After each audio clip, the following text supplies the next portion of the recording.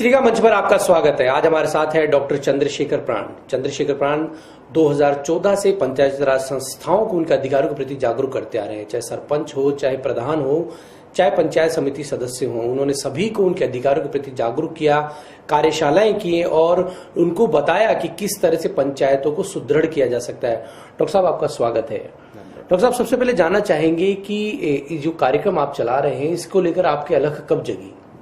वास्तव में ये तो लड़कपन से ही, बचपन से ही गांव जीवन से जुड़ा था, गांव में ही रहता था। शुरू की पढ़ाई ही गांव में हुई, जूनियर हाई स्कूल तक। तो गांव जीवन में देखता था, जब भी कोई विवाद होते थे तो लोग जाके पंचायत बुला लेते थे और उस पंचायत में चीजें सुलझती थी, जो संबंध बिगड़ते थे वो ठीक हुआ जाए, तो वो चीजें आकर्षित करती थी। फिर उसके बाद धीरे धीरे देखा कि पंचायतें जो है वो विकास का काम भी करती हैं और सारे लोग मिल करके गांव के विकास के लिए उसके लिए काम करते हैं। बीच में जब 1988 में राजीव गांधी के द्वारा जब एक संविधान संशोधन किया जाने लगा और नया पंचायती राज आने की बात हुई, तो बताया गया कि अब ये सरकार के रूप में विकसित होगी, पंचायतें भी सरकार होंगी। फिर उस समय तो नहीं हुआ था, जैसा आप सभी लोग जानते हैं। लेकिन 1992 में जब 73वां संविधान संशोधन हुआ और 73वें संविधान संशोधन के बाद पंचायतों को एक सरकार का दर्जा दिया गया।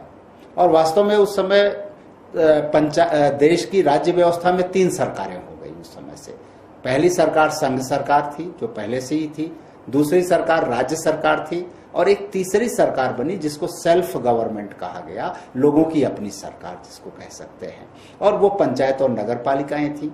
जब उसको गहराई से समझने की कोशिश की तो लगा कि ये भारत के गांव समाज को ही नहीं, पूरे भारत को बदलने का, एक नए भारत के रचना का ये आधार बन सकती है। इसलिए इसमें ज्यादा अभिरुचि पड़ी। चंद्रशेखर जी, आपने यूपी के हैं और यूपी से ही शुरुआत की। अब आप कहाँ इस अलग को जगाने के लिए कहाँ पहुंच चुके हैं अब तक? वास्तव में उत्तर प्रदेश से तीसरी सरकार अभियान शुरू हुआ 2014 में और वो 11 अक्टूबर 2014 को शुरू किया था, जो जयप्रकाश नारायण का जन्मदिन था। वजह ये थी कि महात्मा गांधी के बाद सबसे ज्यादा अगर इस देश के गांव समाज को और पंचायती राज व्यवस्था को किसी ने समझा और समझने के बाद उसे पूरी निष्ठा के साथ उठाया तो जयप्रकाश नारायण जी थे। तो 11 अक्टूबर 2014 को ये शुरू किया था उत्तर प्रदेश में और 1 साल तक हम लोग पूरी तरह से उत्तर प्रदेश में ही केंद्रित रहे। उसके बाद बिहार में गए, फिर उसके बाद झारखंड, फिर इधर उत्तराखंड, हरियाणा, पंजाब और इस समय तो जम्मू कश्मीर में मुख्य रूप से पिछले जनवरी महीने से हम लोग ज्यादा केंद्रित हुए थे। और जम्मू कश्मीर में तो काफी वहां के सरपंचों के प्रशिक्षण को लेकर के प्रशिक्षक तैयार करना, बाद में सरपंचों को एक तरह से उनके साथ चर्चा करना, उनको और गहराई तक चीजों को समझाना, इन सब कामों में लगे रहे। दक्षिण भारत में भी NIRD के साथ, जो राष्ट्रीय ग्रामीण विकास संस्थान है, उसके साथ और वहां होने वाले प्रशिक्षणों में भी हम लोग अपने इस विषय को उठाते रहे। ये मुख्य रूप से अब तक रहा है और लगभग देश के लगभग 15-16 राज्यों में अब तक वो पहुंच बन चुकी है। सरकारी नौकरी बड़ी मुश्किल से प्राप्त होती है, लेकिन आपने सरकारी नौकरी छोड़कर इस और काम शुरू किया। आखिर क्या वजह रही इसके पीछे? वास्तव में जैसा कि अब आप कह रहे हैं, मैं नेहरू युवा केंद्र में नौकरी करता था और देश के स्तर पर था, निदेशक के रूप में काम कर रहा था। और नेहरू युवा केंद्र का काम भी था कि ग्रामीण युवाओं को तैयार करना, उनमें नेतृत्व के गुण विकसित करना, उनको संगठित करना और संगठित करने के बाद फिर गांव के विकास के साथ जोड़ना। लंबे अरसे में काम करते करते ये समझ बनी कि जब तक पंचायतों के साथ और पंचायतें इस गांव के विकास की जिम्मेदारी सही अर्थ में नहीं उठाती, तब तक गांव के विकास का रास्ता आसान नहीं बनता। तो मुझे लगा कि ठीक है, नौजवानों की एक हिस्सेदारी है, लेकिन अगर पंचायतें सही अर्थ में पंचायत बन जाए तो गांव के विकास को और गांव के सुशासन और खुशहाली दोनों को कोई रोक नहीं सकता। और इसीलिए लगा कि इन सारे के लिए कामों में हमारी प्राथमिकता में होना चाहिए। क्योंकि जब हम कहते हैं ना, यहाँ एक मैं संदर्भ देना चाहूंगा, ये सिर्फ विकास का सवाल नहीं है, ये वास्तविक आजादी का सवाल है इस देश का। गांधी जी की हत्या हम सब जानते हैं 30 जनवरी को हुई।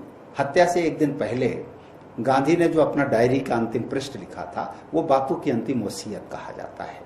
गांधी ने उसमें लिखा, देश आजाद हो गया लेकिन इस देश के 7 लाख गांव अभी भी गुलाम हैं। जब तक इन देश के 7 लाख गांवों को सामाजिक, आर्थिक और नैतिक आजादी नहीं मिलती, इस आजादी का कोई मतलब नहीं होता। अर्थात पूरी लड़ाई ही गांव की आजादी के लिए लड़ी गई थी, ग्राम स्वराज के लिए लड़ी गई थी, ये बापू का मानना था। और वो ग्राम स्वराज लौट करके नहीं आया था। तो लगा कि ये जब आजादी मिलेगी तो एक तो सच्ची आजादी होगी, जमीनी आजादी, और जमीनी लोकतंत्र विकसित होगा। और स्वराज जब हम कहते हैं ना, तो निर्णय लेने का अधिकार होता है। अब गांव के लोग जब अपने बारे में खुद निर्णय लेने लगेंगे तभी विकास का सही चित्र बनेगा ना। इतने मतलब 2.5 लाख पंचायतें, यहाँ तो एक पंचायत और दूसरे पंचायत की समस्याएं अलग अलग होती हैं। समस्याएं एक भी हों तो दोनों के समाधान अलग अलग होते हैं। क्या दिल्ली और जयपुर में बैठकर हम देश के सारे गांव के लिए एक योजना बना दें, एक समाधान दे दें, वो क्या व्यवहारिक होगा? कभी कतई नहीं हो सकता। इसलिए लगा कि जब तक हमने, मतलब इसको तो सबने, गांधी ने, जेपी ने, नेहरू ने, लोहिया ने, दीनदयाल उपाध्याय ने, राजीव गांधी ने, और अभी तो वर्तमान प्रधानमंत्री भी ग्राम स्वराज अभियान चला रहे हैं। तो सबकी ये समझ में है कि जब तक गांव की योजना गांव के लोग नहीं बनाएंगे, उनकी भागीदारी नहीं होगी, जरूरत को वो खुद नहीं पहचानेंगे, अपना प्लान खुद नहीं बनाएंगे, तब तक गांव में खुशहाली आएगी, न गांव का विकास होगा। तो जब ये एक बड़ी बड़ी सच्चाई है तो उस सच्चाई के लिए स्वाभाविक रूप से एक नौकरी क्या कोई चीज भी छोड़ी जा सकती है। देखिए, राजस्थान के नागौर से पंचायत राज की स्थापना हुई और अब राजस्थान में आपने एंट्री किए। कहाँ से आप शुरुआत करने जा रहे हैं, क्योंकि अगले साल पंचायत राज चुनाव भी है राजस्थान में, और आपका फोकस क्या रहेगा राजस्थान? वास्तव में ये बहुत बढ़िया सवाल आपने पूछा है और वही फोकस लेकर मैं राजस्थान आया हूँ। और आज जो जन संवाद था वो इसी पर फोकस था। ये सही है कि राजस्थान का बहुत बड़ा योगदान है। पंडित नेहरू ने जब पंचायती राज की शुरुआत की 2 अक्टूबर जो आप करें 1959 को, यहीं से शुरू किया था उनका जो अपना नया पंचायती राज था। और राजस्थान ने उसमें बहुत बड़ी उपलब्धि भी हासिल की थी और प्रतिमान भी स्थापित किए थे। आज भी राजस्थान का जो पंचायती राज अधिनियम है वो सबसे कई अर्थों में महत्वपूर्ण है, जो मैं विशेष रूप से संदर्भित करना चाहता हूं।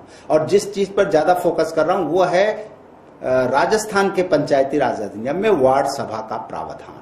यहाँ पर वार्ड सभा का प्रावधान, बहुत कम राज्य हैं जिन्होंने वार्ड सभाओं का प्रावधान किया है। अभी कश्मीर के पंचायती राज को जो सबसे बेहतर कहा जा रहा है, उसका यही सबसे बड़ा कारण है कि वहां वार्ड सभा का प्रावधान है और अधिकार सब वार्ड सभा को दिए गए हैं। वार्ड सभा मतलब हुआ कि जो ग्राम पंचायत का क्षेत्र होता है उसे 8-10 वार्डों में बांटा जाता है, तो वही वार्ड सभा यहाँ है। और वार्ड सभा का मतलब हुआ कि जो वार्ड मेंबर है वो उसका अध्यक्ष होगा और एक बड़े छोटे दायरे में लोग बैठ सकेंगे और अपने उस वार्ड की सारी समस्याओं के रास्ते निकाल सकेंगे और निर्णय ले सकेंगे। लेकिन दुर्भाग्य क्या है? दुर्भाग्य ये है कि आज पंचायतें सरपंच की बन करके रह गई हैं। लोग यही मानते हैं कि सरपंच चुन दिया गया तो पंचायत हो गई, और व्यवहार में ये सरपंच ही पंचायत है, पंचायत ही सरपंच है। पंचायत को एक संस्थागत स्वरूप जो मिलना चाहिए था संवैधानिक, वो नहीं बन पा रहा है। यहाँ आने का मकसद यही था कि लोगों को ये बता सकें, उनसे जागृत कर सकें कि आगे आने वाले जो चुनाव है राजस्थान का, जो जनवरी में होने जा रहा है, उसमें सिर्फ सरपंच के चुनने पर फोकस मत करो, बल्कि सारे वार्ड मेंबर बेहतर तरीके से चुने जा सकें, उस पर फोकस करना चाहिए। अगर वार्ड मेंबर बेहतर रूप से चुन लिए गए, अच्छे वार्ड मेंबर आ गए, क्योंकि देखिए पावर तो पंचायत को मिला है ना, पावर तो ग्राम सभा को मिला है, सरपंच को कोई अलग से पावर नहीं मिला है। और ये इसीलिए जब वार्ड मेंबर अच्छे चुने जाएंगे तो निश्चित रूप से पंचायतें संस्था का रूप ले सकेंगी, एक संवैधानिक संस्था बन जाएंगी और निर्णय फिर पूरे गांव का होगा। और पूरे गांव का जब निर्णय होगा तो जिसको हम समावेशी विकास कहते हैं, सबका विकास कहते हैं, सबको जो अपने में जोड़ सके वो विकास होगा। बिल्कुल, चंद्रशेखर जी ने बहुत अच्छी बातें बताई और उन्होंने बताया किस तरह से पंचायतों को अधिकार है लेकिन सरपंच तक सीमित होकर पंचायत रह जाती। फिलहाल एक ब्रेक का वक्त हो चुका है, ब्रेक के बाद फिर आपसे मिलेंगे और जारी रहेगी हमारी वार्ता, पंचायतों को किस तरह से मजबूत किया जा रहा है।